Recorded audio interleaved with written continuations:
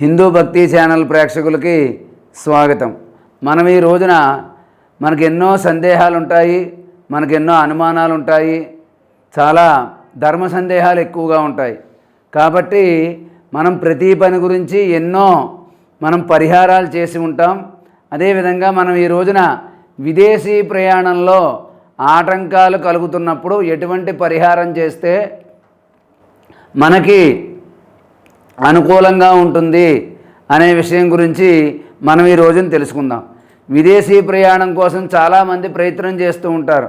దాంట్లో ప్రయాణం వాయిదా పడుతూ ఉండడం, అదే వెళ్ళడానికి ఏదో ఈ రోజు అనుకున్నది ఇంకో రోజు అలా ప్రయాణం వాయిదా పడుతూ ఉండడం, ఇలా రకరకాలైన ఆటంకాలు వీసా దగ్గర లేకపోతే మనం అనుకునే దగ్గర డబ్బుల దగ్గర ఎక్కడో ఏదో ఒక ఆటంకం ఏర్పడి విదేశీ ప్రయాణం అనేది వాయిదా పడుతూ ఉంటుంది. ఇది కేవలం విదేశీ ప్రయాణం కోసం ప్రయత్నం చేసేవాళ్ళు, ఆ ప్రయత్నంలో ఉన్న వాళ్ళకి ఆటంకాలు ఉన్నవాళ్ళు నేను చెప్పినటువంటి పరిహారాన్ని కనుక పాటించినట్లయితే ఆటంకం తొలగి అతి కొద్ది రోజుల్లోనే మీ ప్రయాణం తప్పకుండా జరుగుతుంది. ఆ పరిహారం ఏమిటంటే, మీ ఇంట్లో ఉన్న దేవుడు మందిరంలో, పూజా మందిరంలో శుక్రవారం నాడు ఒక రాగి పళ్ళెం తీసుకుని దాని నిండా బియ్యం పోసి దాంట్లో ఒక తమలపాకు వేసి అక్కడ పసుపు కుంకుమ తమలపాకులో వేసి ఒక మట్టి ప్రమిదని అందులో పెట్టి అక్కడ 5 ఒత్తులు వేయాలి. 5 ఒత్తులు వేసి ఆవునేతితో దీపాన్ని వెలిగించాలి. వెలిగించిన తర్వాత ఓం శ్రీ దుర్గాయే నమః, ఓం శ్రీ దుర్గాయే నమః అనే మంత్రాన్ని 27 సార్లు ముందుగా జపం చేసి తర్వాత తామర పువ్వులు కానీ కలువ పువ్వులు కానీ అవకాశం ఉంటే వాటితో పూజ చేయండి. లేకపోతే 108 సార్లు కుంకుమ పూజ చేయండి. ఇలాగ ఈ 3 వేలతో కుంకుమ తీసుకుని ఓం శ్రీ దుర్గాయే నమః శ్రీమాత్రే నమః అనుకుంటూ అమ్మవారికి దుర్గా అష్టోత్తరాన్ని చదువుతూ పూజ చేయండి. ఇలాగా ఒక 5 శుక్రవారాలు కానీ 7 శుక్రవారాలు కానీ 9 శుక్రవారాలు కానీ చేయాలి.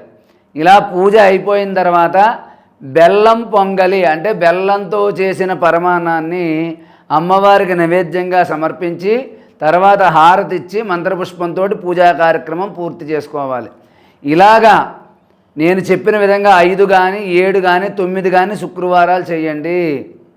ఇలా చేయడం వల్ల మీకు విదేశీ ప్రయాణంలో ఉన్నటువంటి ఆటంకాలన్నీ కూడా తొలగిపోయి తొందరలోనే మీకు విదేశీ ప్రయాణ యోగం తప్పకుండా కలుగుతుంది.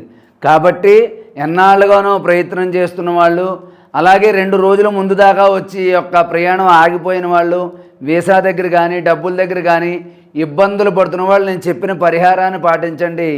ఈ పాటించడంతో పాటు ఆంజనేయ స్వామికి మంగళవారం నాడు 21 తమలపాకుల మీద శ్రీరామ జయం అని రాసి ఆ దండ పట్టుకెళ్ళి మంగళవారం నాడు ఆంజనేయ స్వామి గుళ్ళో ఇవ్వండి.